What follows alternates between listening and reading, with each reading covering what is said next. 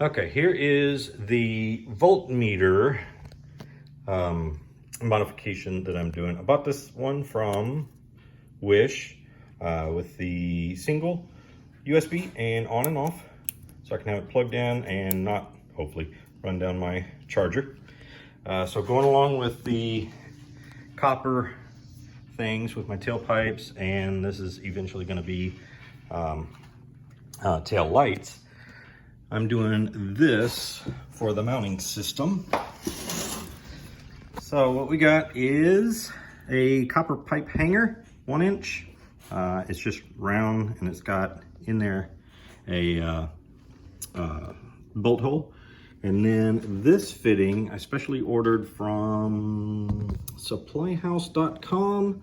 It's 1 inch here, and then I think it's 1/2 inch and 1/2 inch. So that bolted up real nicely. I just put one little,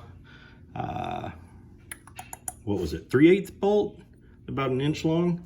Stuck it in there, put some pipe dope on the threads. It's locked in. And then coming out the back is just the wires in this little wire wrap that I've got.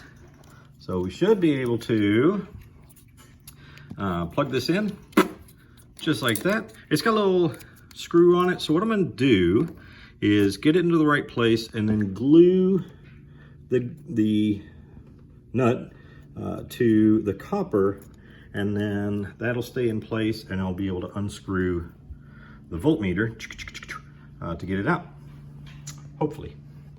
Now the other part of it is I've got the wires threaded all the way through and ending in an SAE plug. So that's my battery tender. So once I take that off the charger, I can plug the voltmeter in.